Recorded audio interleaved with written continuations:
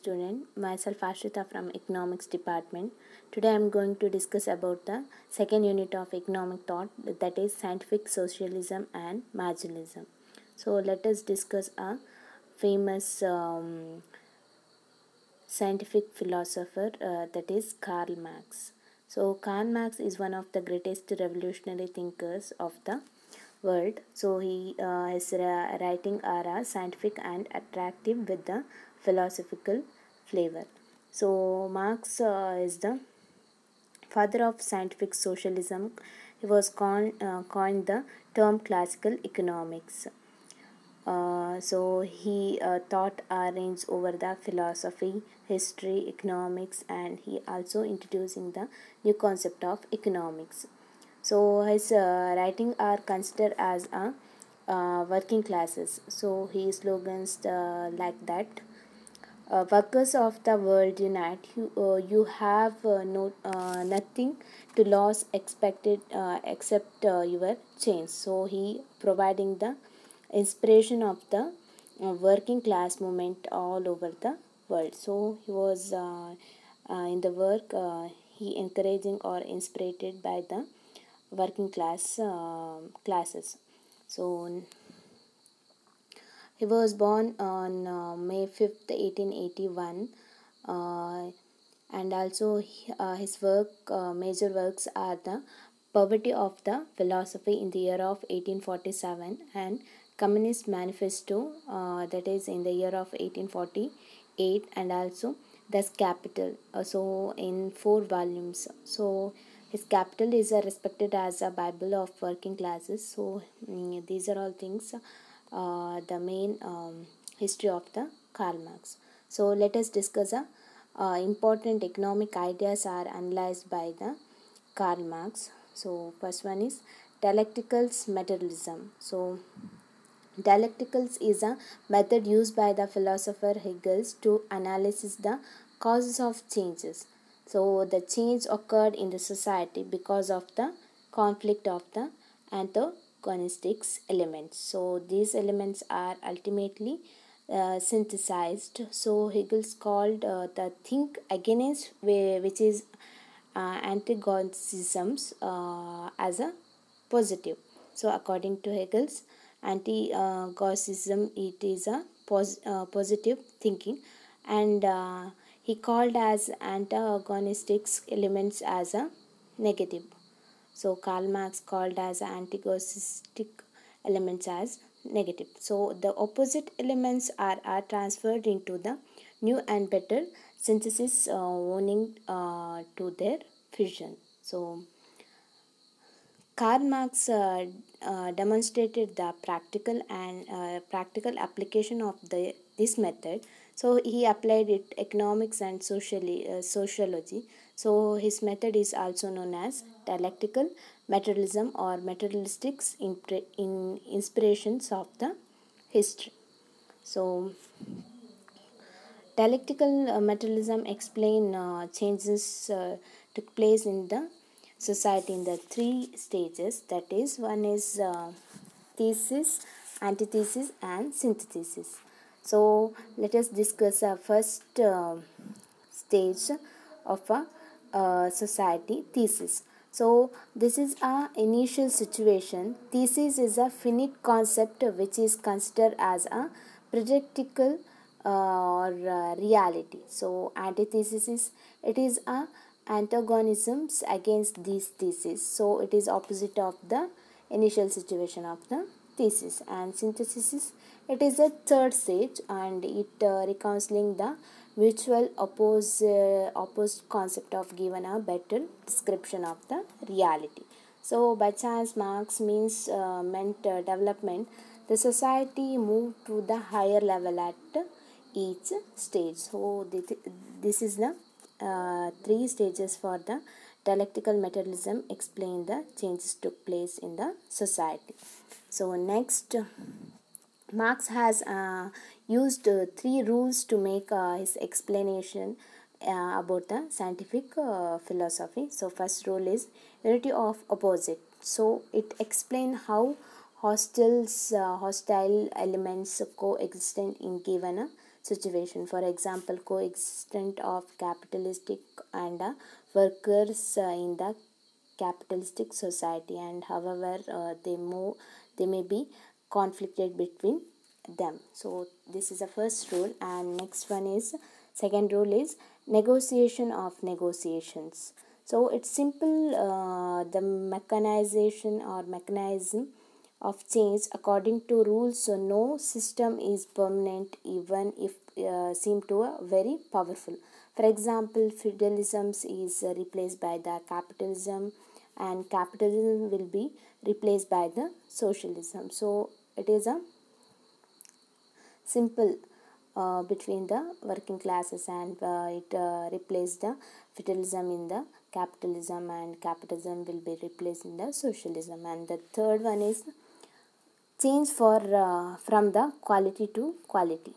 So sorry, quantity to quality. So it the possibility of revolutions. For example, when water is heated, we get hot water. So when temperature is increased, steam is obtained. It is powerful, which has been potentiality to the move everything. So dialectical materialism reveals the followings. First one is foundation of any society is based on the economic system.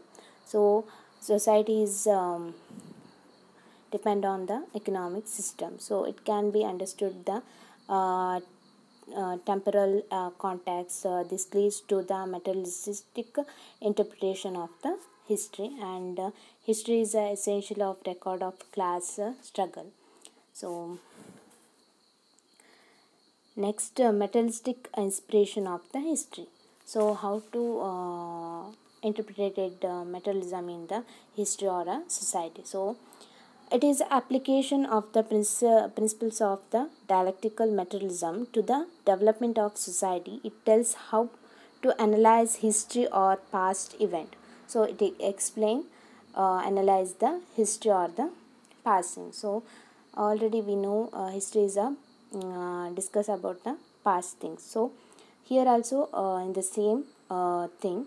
So it state first one is mode of production determines the economic struggle of the society. So mode of production is a basic factors in the historical evolution of the society. So basic factors means land, labor, capital, organization, that is called as factors, basic factors of production. So society developed in the accordance with the principle of the dialectical materialism. So society develops a dialectical materialism, and this link between society and the dialectical materialism.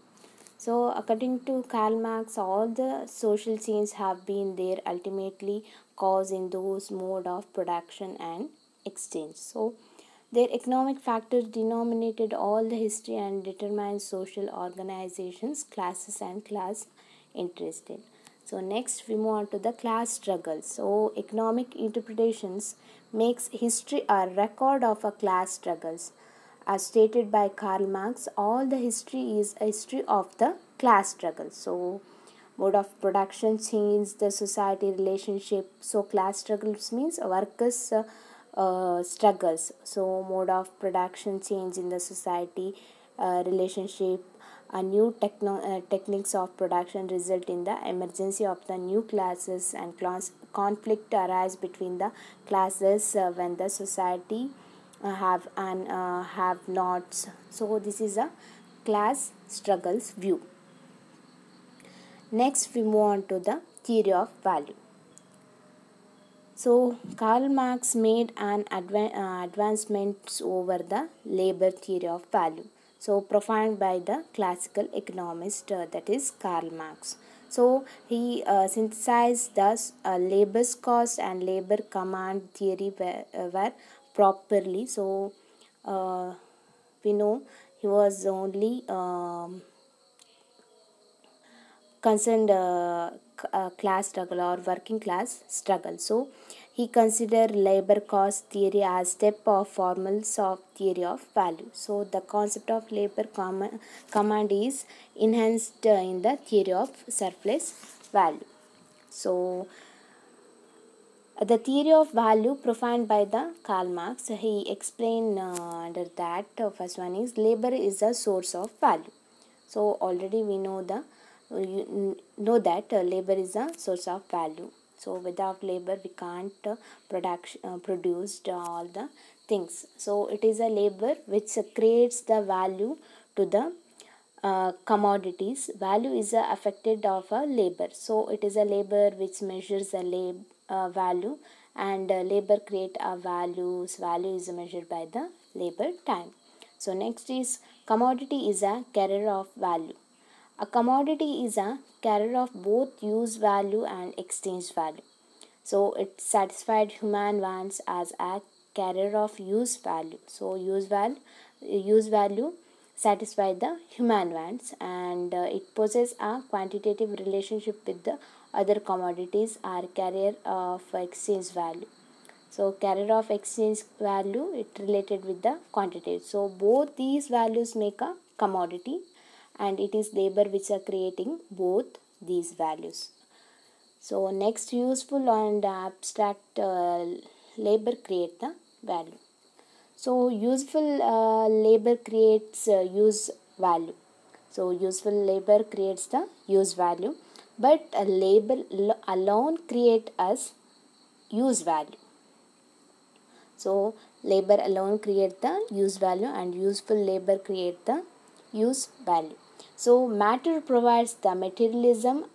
Subtract on these labor is experienced or exercised. So abstracts human labor creates the exchange value, and abstract labor is quantitative of labor constituted by the human brain, muscles and nerves. So use value of the commodity is quantitative difference as different form of using the labor as used to them. So measuring the value. So value of commodity is measured by the quantitative of abstractive labors contained in the commodity. To express the quantity of labors to labor time, labor hour, labor day, labor weeks are used to divided the quantitative works of the labors. Labor time, labor hour, labor day, labor weeks. So, but the problem of difference in the effort on skills arise when labor time is used as a measure. So, to take over this problem, Marx used the concept of necessary labor as the basic value created the unit. So, by socially necessary labor is means the labor of average quantity and least skills. So under that he eliminated all the subjective elements forms value in the two ways. One is by eliminations the labor as utility or as a subjective cost. Second is by eliminating utility forms the explain of the value. So these two ways of subjective elements form of value. So next we move on to the components of value. So value is compared the three elements. First one is value of constant capital, that is C. So for example, value of mechanics, tools and plants. Second one is value of variable capital, that is V. Example, value of unity of labor or wage. So unit means number of labors and the number of the wage of labors, and the surplus value, that is S, which expressed as a rate of profit. This value is C plus V plus S. C means constant capital, V means variable capital, and S means surplus value. So the quantity of labor is total capital decided the value of labor, and it constant capital increased in the total capital structure in the called as increased organized composition of the capital. So next we move on to the theory of value. So it is continuous of a labor theory of value. So according to Karl Marx, labor is responsible for a value. So he is enter value created by him. Him means labor. But in the capitalistic system, it does not happen. So the capitalistic pay the wage only. They need not to work in the field. So he retained the right of disposing the product of labor at his will be his, and what he gives the labor in the form of wage is less, or he received in the form of product price is more than the wage. So this is different is called as, this difference is called as surplus value. So once again I repeated, surplus value means what he gives means he means capitalistic. Capitalistics give the labor in the form of wage is less, but what he received in the form of product price is more than the wage. So this difference is called as surplus value of by the Karl Marx. So surplus value, labor power is greater than the labor cost, product price is greater than the wage. Sorry. Oh yes. Wage, surplus value, total hour of labor is necessary of the labor. So this is about the surplus value and means of surplus value. So how does surplus value arise? To this question he had made a between the simple process of exchange and capitalistic process of the exchange.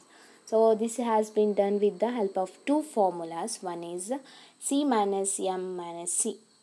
That is first formula, and second one is M minus C1, C minus M1. So let us discuss the first formula. This is a simple process of exchange. So in this process, commodity means C are exchanged for the money M. So and these then money is exchanged for the commodity means C. This is exchange of use values. Ultimately, the use values are equal in this case. So surplus does not arise. Second formula is M minus C minus M1. So this is a capital system. So system of the exchange. Here commodities are not used to directly satisfaction. Instead they are used to make a profit by using the money means M, and commodities are purchased. Then they are disposed for a greater amount of money, that is M1. Here surplus arise because M1 is greater than the M. So the values of labor has been precautionary quality of the being also a source of exchange value. The capital is purchasing the labor by the paying labor cost.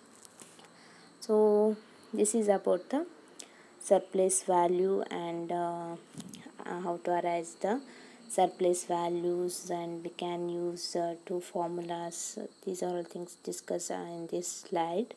So next, rate of surplus value. It shows the rate of exploitations according to Karl Marx. Value has been three components. One is constant capital, variable capital, and surplus values. In the last slide we can discuss the three components. The rate of surplus will be like that, S is equal to S divided by V. So here V refers to the variable capital or a laborer, and S means surplus value. The rate of profit is equal to the ratio of surplus value to the total capital. So that is S is equal to S divided by C plus V. So here also S means surplus value and C means variable capital, and V is surplus yes, surplus value. And the next one is organic composition of capital. So the ratio of constant capital to the total capital is called as organic composition of the capital. So this is expressed like that, S is equal to C divided by C plus V. So here the higher of organic position composition of capital, the lower the rate of profit. So the relationship between the rate of profit and rate of surplus value. So it is also shown that like P is equal to S V divided by C plus V. So I conclude my class. So in the next video we continues this chapter. So thank you for watching.